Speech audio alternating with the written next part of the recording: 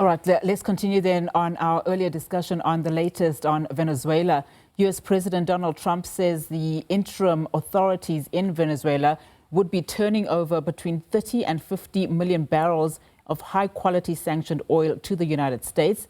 The fallout from the US military operations in Venezuela is increasingly being felt on the ground as authorities in Caracas accuse Washington of violating the country's sovereignty.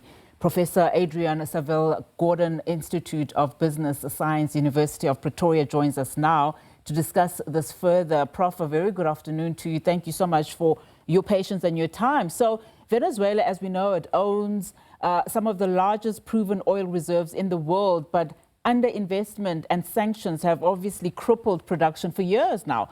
The Trump administration is trying to convince everyone that, the military operation in Venezuela was a law enforcement action, not an act of war. How do you see these things? Well, I suppose you've got to listen to both sides of the story, and then somewhere in between lies the truth, as the narrative goes. Read, one way, this is a violation of sovereignty.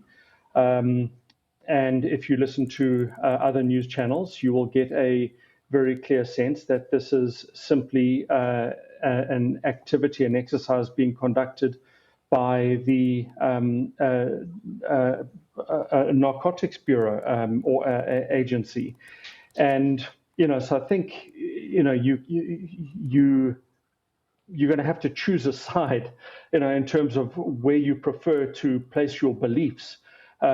Because there is an argument being made by each side, and the arguments are being made convincingly. And so, what we have to wait for in the fullness of time is for the facts to materialize and for these facts to be presented in courts of law. What is, I suppose, concerning to this point is the extent to which global society and many important voices have been silent on this issue. I think that's the issue to call out, rather than which side do you believe. It's the silence that's most worrying.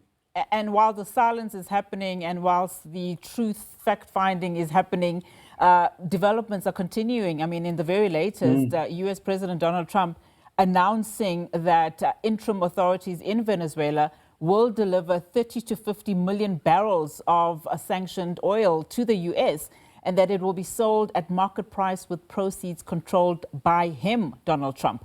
Given concerns and uncertainties about just the future of the oil-rich nation, how do you characterize this move by the Trump administration? And importantly, where does this leave the people of Venezuela? Well, the people of Venezuela have been stranded for a decade or more. The policies that have been put in place, first under Chavez and then his successor, Maduro, have decimated the economy with horrific impacts on society. Some of the highest infant mortality in the world, life expectancy has collapsed. If we go all the way back to 2017, when the crisis first bit, that economy had to wrestle with inflation of 1,000,000% in that year. That's effectively prices doubling every day. And there has been no recovery from then. Instead, it's been just a steady progression into an increasingly desperate place. As you noted in your introduction, oil production has collapsed. And just at the level of resources, Venezuela should rank, if resources are converted into economic output, as one of the wealthiest in the world. And indeed, there was a time when Venezuela ranked as a middle-income country. So there's been this devastating policy blow. There is an incredible prospect of reversing this, but I would put a big question mark over the capacity of imperial decree to be able to achieve the type of prosperity that's imagined in these statements. I chuckle, by your observation of the 30 to 50 million barrels being sold at market prices. We're reading the same social media. All right, so let's then look at, just how the U.S. is now wielding this direct influence on Venezuela's economy. What risks do you think international oil companies face, in fact, even the U.S., if they re-enter the Venezuelan market? I'm talking here politically, financially, and frankly, legally. I would go probably in reverse order in terms of those risks. That ultimately the greatest risk here is a legal risk, that you've got, to a large extent, an untested political action that's been conducted. We haven't seen anything like this in recent times, so largely untested. You've also got a trial that's being conducted, which is going to shake. There's a lot of skeletons that will come out of that closet. So we don't yet have anything close to a full body of evidence. So there's more that will materialize there.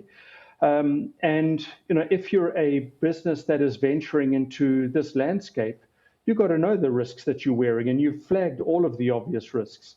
The legal risk, and those risks are not domestic legal, they legal in international courts. You've got spectacular currency risk. I can give you a throwaway stat. If you put $100 million into Venezuela in 2017, when the hyperinflation started, that $100 million would translate today, if bolivars converted back into US dollar, into 1 cent. You've lost 99.999% of your capital. So there's very big currency risk in this. And there's institutional risk. How does the rule of law hold? What legal standing will you have? And what happens if decisions are changed in the United States around the positioning on Venezuela? Because if you posed this exact question to me a few weeks back, it would have seemed like an outrageous proposal that a US company was venturing into Venezuela. Now it seems like it's fair game. Absolutely. Thank you so much for your time, Prof. Really do appreciate it. As we, of course, as you said, wait and see how all of this continues to unfold. Of course, just discussing there with Professor Adrian Saville from Gordon Institute of Business Science from the University of Pretoria. Of course, just speaking about the very latest coming out of the US President Donald Trump saying that the interim authorities in Venezuela would be turning over between 30 and 50 million barrels of high quality sanctioned oil to the United States.